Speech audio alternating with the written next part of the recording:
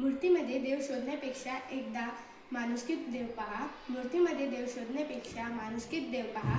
स्वार्थाच्या या जगातून बाहेर पडून एकदा निस्वार्थ होऊन पहा. स्वार्थाच्या या जगातून बाहेर पडून एकदा निस्वार्थ होऊन पहा.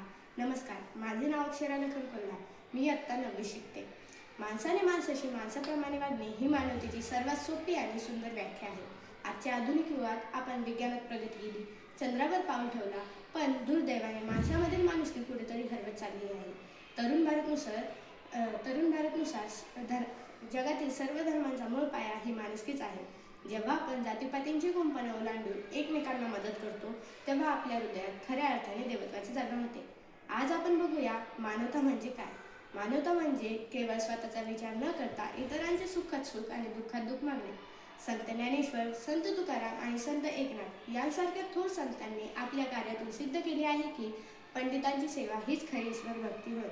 जेव्हा आपण एखाद्या भुकेलेल्याला घास देतो किंवा एखाद्या गरजूला मदत करतो, तेव्हा आपल्याला मिळणारे समाधान हे कोणत्याही मंदिरातील मूर्तीसमोर नतमस्तक होण्यापेक्षा कमी नसते. हृदयातील देवत्वाचे जागरण. आपल्या सर्वांच्या हृदयात एक दैवी अंश असतो, ज्याला आपण सत्सद विवेक बुद्धी म्हणतो. जेव्हा आपण स्वार्थ आणि अहंकार सोडून प्रेम, दया आणि करुणेचा मार्ग स्वीकारतो, तेव्हा आपल्या हृदयात देवत्वाचे जागरण होते.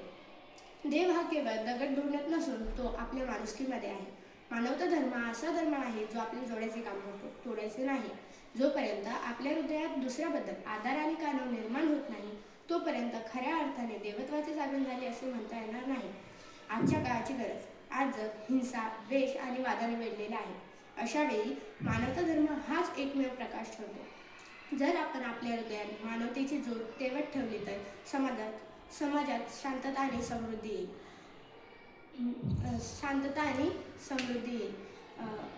संतांची शिकवण आणि मानवता. भारतीय संस्कृतीमध्ये वसुधैव कुटुंबकम म्हणजे सर्व जग हे कुटुंबकम आहे अशी संकल्पना मांडली गेली आहे. संत तुकाराम महाराजांनी म्हटले आहे, जे कारंजले गांजले त्यासी म्हणे जो आपुले, तोची साधू ओळखावा देव तेथेची जाणावा. याचा अर्थ असा, जो दीनदुबळ्यांना आपलं म्हणतो त्याच्यातच देवाचा वास असतो. जेव्हा आपण स्वतःच्या सुखाचा त्याग करून दुसऱ्याच्या चेहऱ्यावर हसू आणतो, तेव्हा आपल्या अंतर्मनातील सुप्त देवत्व जागृत होते. देव हा कोणत्याही स्वर्गात किंवा वैकुंठात नसून तो आपल्या माणुसकीमध्ये आहे. जातीभेदापलीकडे धर्म. मानवता धर्म हा कोणत्याही एका जातीचा नाही. निसर्ग आपल्याला कधीही भेदभाव शिकवत नाही. सूर्य सर्वांना सारखाच प्रकाश देतो. नद्या सर्वांची सारखीच तहान भागवते. मग आपण माणसांनी मानवी धर्माच्या नावाने भिंती का उभाराव्यात? रक्ताचा रंग सर्वांचा लालच आहे. जेव्हा आपण हे सत्य स्वीकारतो, तेव्हा आपल्यातील संकुचित विचार नष्ट होतात आणि खऱ्या देवत्वाची जाणीव होते. माणूस म्हणून जगणे आणि माणूस म्हणून दुसऱ्याला सन्मान देणे हीच खरी ईश्वर सेवा आहे. विज्ञानाची जोड आणि मानव मूल्य. आज आपण तंत्रज्ञानाच्या युगात वावरत आहोत. आपल्याकडे बुद्धी आहे, पण आपल्या हृदयातील ओलावा कमी होत चालला आहे.